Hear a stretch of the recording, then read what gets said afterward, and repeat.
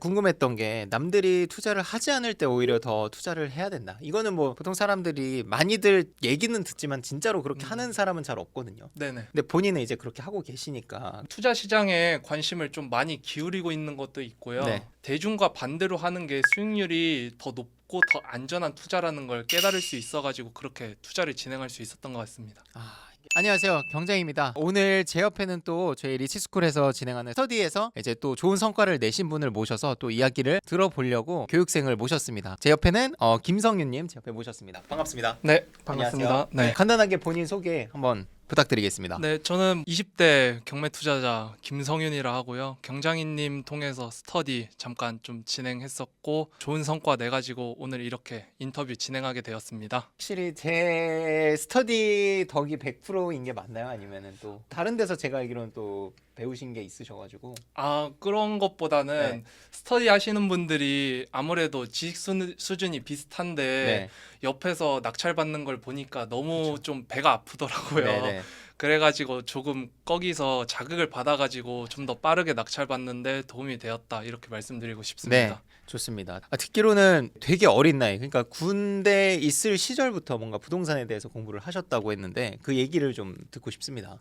네네. 제가 군복무를 20년도에 시작을 했거든요. 어. 그 당시에 부동산 시장이 뭐 자고 일어나면 집값이 1억씩 오르고 청약에 넣어서 당첨이 되면 프리미엄이 몇 억씩 붙는 그런 말도 안 되는 장이었어요. 그런 장을 경험을 하면서 부동산을 갖고 있는 사람과 갖고 있지 않은 사람 사이에 자산 격차가 말도 안 되게 벌어지는 걸 보면서 그때부터 네. 부동산 투자를 시작해야겠다라고 했었던 것 같습니다. 그 어린 나이에 제가 알기로 20대 그래봤자 초반이거나 뭐 그럴 텐데 네네. 그때부터 벌써 그런 생각을 했다는 게 상당히 놀랍긴 한데, 물건 보기에 앞서서 군대 다니면서 이제 공인중개사까지 취득을 하셨다는데 그 네네. 얘기도 좀 주시면 좋을 것 같습니다. 제가 그때 군복무를 하고 있는데 부동산 가격이 막 말도 안 되게 오르는 걸 보니까 너무 좀 투자에 대한 공부를 하고 싶은 거예요. 그래가지고 군대에서 할 수 있는 게 사실 공부밖에 없는 것 같아가지고 그 자기계발 시간을 좀 쪼개서 네. 공인중개사 준비를 해가지고 공인중개사 자격증을 취득을 해서 경매하는데 좀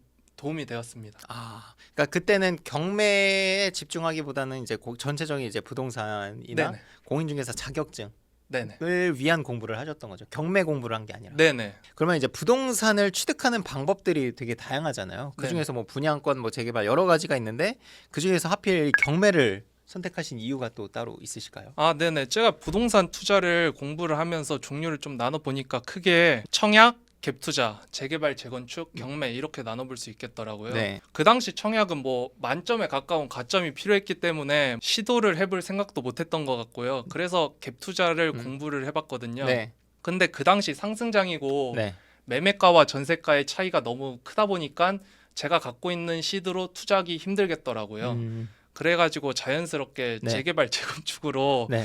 가야겠다. 좀 시드가 적으니까 재개발 재건축 공부를 시작을 했는데 사업 시행 인가가 난 재개발 재건축을 매수를 해야 안전하다 이렇게 말을 하더라고요. 그래서 제가 수도권에 있는 재개발 재건축 사업 시행 인가가 난 매물을 다 찾아봤는데 제가 갖고 있는 시드로 투자할 수 있는 물건이 단 한 개도 없더라고요. 그래가지고 결국 제가 갖고 있는 시드로 투자할 수 있는 건 경매밖에 없어가지고 경매 공부를 하게 된 것 같습니다. 그게 재건축 재개발은 사실 투자금도 엄청나게 보통은 많이 들지만 갭이 네네. 크니까, 그리고 시간도 굉장히 많이 든다는 게 저는 문제라고 보거든요. 왜냐면 네네. 재개발이라는 게 딱 뭐 2년 뒤에 약속해서 딱 2년 뒤에 뭐 분양권이 나오면 좋은데 이게 길어질 수도 있고 투자금이 더 들어갈 수도 있는 거고, 네네. 이런 부분이 상당히 최초에 계산한 수익률을 갉아먹는다고 생각을 해서 저도 최초에는 150만 원밖에 없었으니까 경매로 하다가 뭐 재개발을 할까 하다가도 그런 부분들 때문에 이게 경매보다 메리트가 별로 없겠는데 생각을 해서 경매를 했었던 것 같아요. 네네. 그래서 아마 시청자분들이 이제 뭐 그래서 너가 뭘 받았고 얼마에 팔았냐, 저희 시청자들은 저희가 이제 그래프 추이 이런 것들을 보면 다 네네. 그쪽에 몰려 있거든요. 그래서 네. 성윤님이 어떤 물건을 낙찰 받았고 그 네네. 물건을 어떻게 찾게 됐고 입찰을 어떤 생각으로 하게 되셨고 그리고 얼마를 버셨는지까지 네네. 좀 얘기를 해주시면 좋을 것 같아서 그 네네. 물건을 한번 같이 보면 좋을 것 같습니다. 네네. 네, 이 물건이고, 네, 제가 받은 건 인천 서구 성남역 근처에 위치한 나홀로 아파트였는데요. 어. 요 근처에 직접 임장을 가보니까 이렇게 보시다시피 모텔촌이 좀 많더라고요. 네. 모텔촌이 많은 게 뭐 어떻게 보면 단점으로 보일 수도 있는데 입지가 굉장히 좋다고 생각을 했고 또 모텔이 있다 보니까 오히려 오피스텔 같은 고층 건물이 없어서 뷰가 굉장히 잘 나오더라고요. 어. 바로 앞에 공원도 있고 해가지고 수요가 충분한 것을 확인하고 입찰에 들어갔습니다. 그리고 상권도 잘 돼 있을 거고 네네. 지하철도 뭐 성남역에 이제 최근에 7호선까지 개통이 되면서 네. 원래는 되게 여기가 고립돼 있는 동네였거든요. 여기가 다 산이에요, 이쪽이. 그죠? 부천 쪽, 부천 상곡동인데 요 산을 기준으로 해서 좀 이렇게 뭐랄까 막혀 있는 느낌이었는데 이 7호선이 개통되면서 이젠 한 번에 강남권까지 갈 수 있는 그 노선이 생겼죠. 그래서 그런 부분에서도 좋았고 상권도 잘 갖춰져 있고 공원도 있고 네. 공기도 상당히 좋을 것 같네요. 네네. 그래서 이렇게 돼 있고 일단 낙찰을 뭐 입지나 그런 거는 뭐 그렇다 치고 1억 5,800에 받았는데 얼마에 파셨어요? 정확히 1억 7,800만 원에 아, 팔았습니다. 1억 7,800에 그 아파트 등기니까 뭐 취득세가 그렇게 비싸진 않았겠네요. 네네. 1억 7,800에 팔았고 그 기간이 얼마나 걸렸죠? 계약서 쓴 거는 네. 그 다음 년 1월 2일 날에 아. 계약서를 작성을 했고 잔금을 받은 거는 설날 다음 날에 잔금을 받았습니다. 그러니까 등기 친 거 기준으로는 한 2달 걸렸고 네. 한 뭐 잔금 받은 것까지는 3달로 네네. 보면 될 것 같네요. 그러면 뭐 그것만 치면은 단순 계산으로 2천만 원 차익이 나는데 네네. 그 안에 또 우리가 비용을 계산을 해봐야 될 것 같아요. 그 비용을 어디 올려주신 게 있다고 제가 들었거든요. 네네. 네. 제가 이거는 네. 경장이님 카페에 아, 다시 올려드리도록 하겠습니다. 알겠습니다. 아, 이렇게 글을 올려주셨습니다. 제니스 15차 매도 완료. 아, 요게 이제 저희 성인님이 올려주시는 블로그. 네네. 낙찰을 1억 5,800에 받았고, 그렇죠? 주택 등기니까 174만 6천 원 취득록세 네네. 그리고 주택채권, 인지세, 법무비 각 수수료까지 합치면은 얼추 한 260만 원 정도 될 것 같고요. 그리고 이사비 80만 원에 필름비 16만 원, 네. 미납관리비 42만 5천 원, 곰팡이 제거 이런 쓰레기 청소하는 비용 네네. 3만 6천 원, 도배 88만 원, 기타 수리비 39만 원, 이사 청소 25만 원 해서 낙찰가까지 합쳐서 총 비용이 1억 6,498만 원. 그렇죠? 네네. 1억 6,500 정도가 이제 들어간 거고 계산을 해보면 매도를 1억 7,800 했으니까 한 1,000 얼마 정도 남겠네요. 네네. 세후 좋습니다. 세후로 이제 18% 정도의 수익률을 얻었다. 3달 정도로 해서 18% 얻으셨는데 일단은 나쁘지 않다고 여기 간단히 써주시긴 하셨는데 어떠셨어요? 이 물건 정리하면서 또 여기 살고 계신 분이랑 또 스토리가 있으셨을 것 같은데. 네네. 아 채무자분이셨는데 네. 생각보다 제가 첫 명도라 굉장히 많이 긴장을 했었거든요. 네. 그런데 또 성남역까지 가기가 귀찮아가지고 네, 멀죠. 전화로 한번 명도를 시도를 해봤어요. 네. 전화를 드려가지고 네.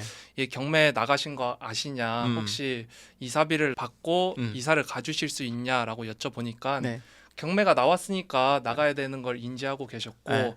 다만 자기가 정말 돈이 없으니까 네. 이사비를 지원을 해주시면 잔금을 내기 전이라도 네. 먼저 이사를 가주시겠다라고 오. 하셔가지고 이사비는 관리비 포함해서 150만 원 정도 사실 들여가지고 네. 그럼 낙찰 받고 얼마 만에 나간 거예요, 대략적으로? 이사를? 낙찰 받고 한 3주 안에 이사를 나가셨습니다. 아니 3주 안에 150만 원 드리고 나갔으면 저는 괜찮다고 보거든요. 왜냐면 네네.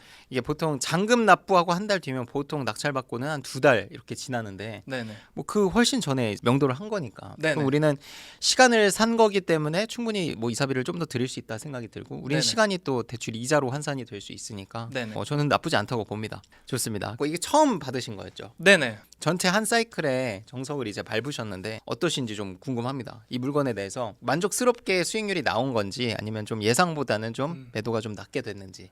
제가 생각한 수익률을 내지 못한 게 제가 아. 처음 부동산을 매입하다 보니까 네. 주택 채권을 매입해야 되는지도 몰랐고 또 이분이 채무자분이 거주하셨다 보니까 네. 예상 외로 좀 파손이 된 게 많더라고요. 그래가지고 예상 외로 비용이 조금 많이 지출되었지만 그래도 이 정도 수익이면 직장인분들 몇 달치 월급에 달하는 수익이기 그쵸. 때문에 만족하고 있습니다. 그런 비용들이 지금 다 녹아져 있는 거죠. 네.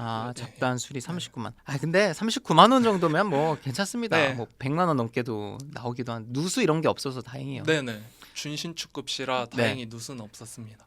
필름 작업을 당근마켓에서 하셨네요. 네네. 저도 제가 교육할 때도 이거 당근마켓으로 얘기를 하는데. 저거 들어가지고. 아 그래서 네. 이 동네에도 그게 있었어요? 왜냐면 어, 저는 예, 용인이어가지고 그쪽. 그분 부평 쪽에 하시는 분인데 네. 근데 투잡식으로 그렇게 하시는 거라고. 맞아요 그분. 네. 왜냐면 이제 필름을 정말 싸게 하려면 내가 필름을 사서 내가 하면 되는데 이 네. 필름도 되게 그 섬세한 작업들이 필요하더라고요. 또 개인이 하려니까 또 너무.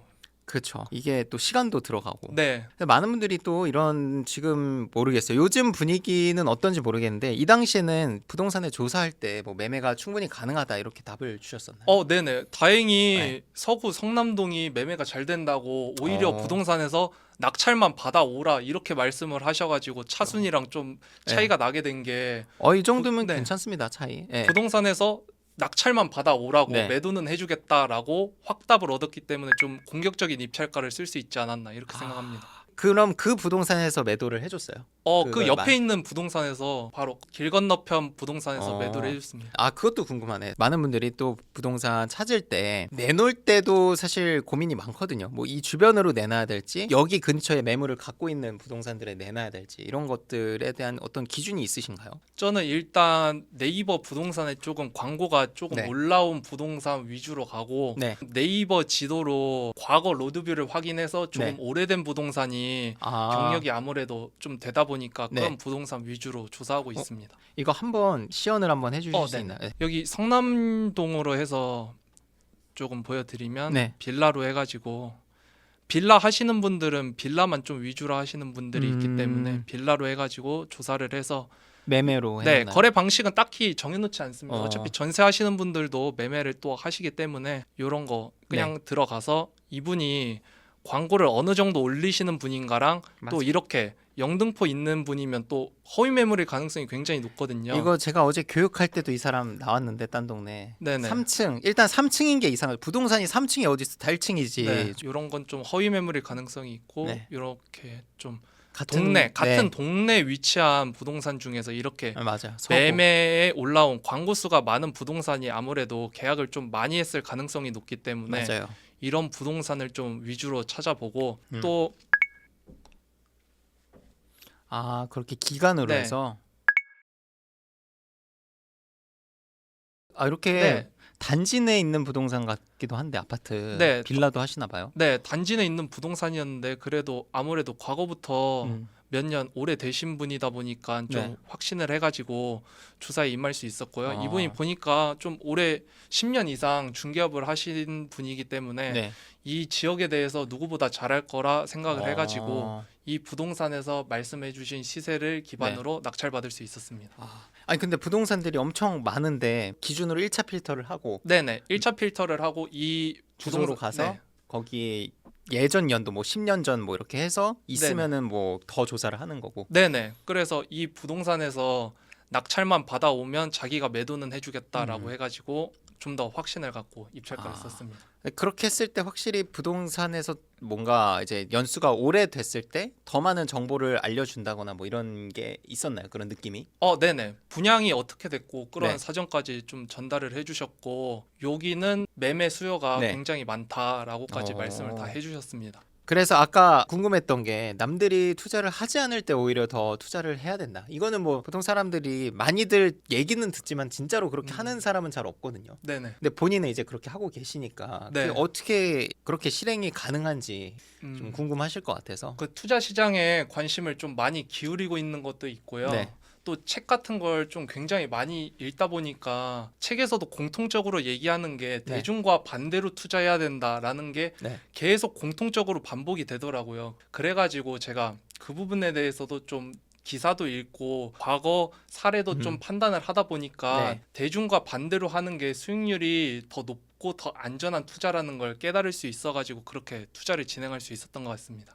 이게 결국은 이제 그 먼저 앞서 나가신 분이 어떻게 그 부를 잃었고 이런 걸 따라가다 보면 결국 그 사람들 또한 남들이 투자하지 않을 때 투자를 해놓은 것들이 돈을 많이 벌어다 줬다 이렇게 네네. 결론을 낼 수 있겠군요. 네네. 알겠습니다. 그러면 앞으로 지금 이거 하나 받으셨고 지금 계속 경매를 하고 계신가요? 네, 현재는 조금 요 잔금 받은 게 네. 설날 다음이라 잔금 받은 지 얼마 안 됐거든요. 네. 그래서 요 시드를 기반으로 조금 단타 투자를 조금 더 진행을 해서 시드를 좀 불려가지고 네. 그 시드 중 일부는 또 떼가지고 장기 투자를 하는 전략을 좀 취해보려고 포트폴리오를 그렇게, 좀 하고 있습니다. 다양화해서. 네네. 그러면 저는 이제 요즘 얘기했던 게 뭐 부천이라든지 이렇게 전세 사기가 터지지 않았던 지역들을 좀 보라고 말씀을 많이 드렸는데 성윤님이 보시기에는 또 어떤지, 제 의견이 맞는지 아니면은 또 나름대로 생각하는 지역들이 있으신지. 뭐 제가 생각하는 지역은 지역마다도 동마다도 되게 분위기가 많이 다른 것 같아요. 그래서 막 미추홀이라고 피하거나 네. 막 부천이라고 피하거나 그러기보다는 직접 부동산에 네. 손품 조사를 해가지고 이게 매도가 가능한 지역인지 확인하는 것도 중요하다고 생각을 하고요. 네. 제가 사는 지역도 동마다 굉장히 많이 다르더라고요. 그것도 지하철역 앞에는 매도가 좀 활발히 이루어지는데 네. 또 지하철역에서 조금 떨어지면 뭐 매수세가 죽는 그런 동네도 존재했고 또 어느 동네는 좀 전세 사기가 터졌음에도 불구하고 그 동네가 원래 매수세가 좀 많은 지역이라 매수가 들어오는 그런 지역도 있고 네. 그래가지고 결론은 더 열심히 시세 조사를 하는 사람이 경매에서 낙찰을 받을 수 있고 또 수익을 낼 수 있다 이렇게 생각을 합니다. 너무 좋은 말씀인 것 같아요. 결국 이제 네네. 매도가 됐다는 건 그 사람은 이미 수개월 전에 낙찰을 이미 받은 거고 네네. 지금 들어가서 받고 그럼 또 3개월 지나고 하려고 하면 또 분위기가 바뀌어 있을 수도 있는 거고. 네네. 그럼 마찬가지 개념으로 이제 여기 서구 성남동도 요즘 어때요? 듣는 얘기가 좀 있으실 것 같아서 요즘 또 매도가 좀 되는지 이런 것들 비슷한 것들이. 성남동은 또 제가 얼마 전에 모임 같은 거에 참여를 해서 또 요 근처에 낙찰을 받으신 분을 만났거든요. 근데 그분은 오히려 몇 달째 이자만 내고 있다는 걸 듣고 확실한 시세 조사와 저렴한 입찰가만이 네. 좀 좋은 출구 전략일 수 있지 않나 이렇게 생각을 합니다. 결국 동네가 분위기가 좋다는 게 무조건 비싸게 내놔도 된다는 게 아니라 결국 네네. 싸게 내놔야 되는 거잖아요. 네네. 그리고 성윤님도 아마 뭐 최초 1억 8천에 내놓으셨겠죠? 네. 그것도 아마 되게 싼 가격이었을 거예요. 네네. 그걸 보고 1억 5,800을 쓰신 거니까. 네네. 경매하는 모든 사람들이 공통적으로 얘기하는 거는 뭐 특수 물건이건 뭐건 가격을 싸게 받아서 싸게 내놓으면 어떻게든 된다라는 결론인 것 같습니다. 네네. 네. 그래서 오늘 제 옆에 김성윤님 모시고 이제 낙찰 받고 이제 매도까지 하신 물건 얘기를 들어봤고요. 이 영상을 시청하시는 분들이랑 전혀 다른 분이 아닙니다. 이분도 이제 본업이 따로 있으시고 또 부동산 투자라는 거를 이제 좀 더 이른 시기, 그러니까 군대에 있을 때부터 좀 관심을 빨리 가졌기 때문에 또 젊은 나이에 낙찰 받고 매도까지 하신 경우이고요. 이 후기가 여러분들한테 또 어떤 이제 간접 체험이 되셨기를 간절히 소망합니다. 지금도 매도가 되는 물건들은 되고 있다. 빌라든 나홀로 아파트든 매매가 되는 것들은 된다. 입지가 괜찮고 가격이 괜찮다면 매도가 충분히 되니까 경매로 보시는 분들이 또 포기하지 않고 매매 사업자 활용하셔가지고 많은 수익 거두셨으면 좋겠습니다. 오늘 나와주셔서 다시 한번 감사드립니다. 네, 감사합니다. 네, 감사합니다.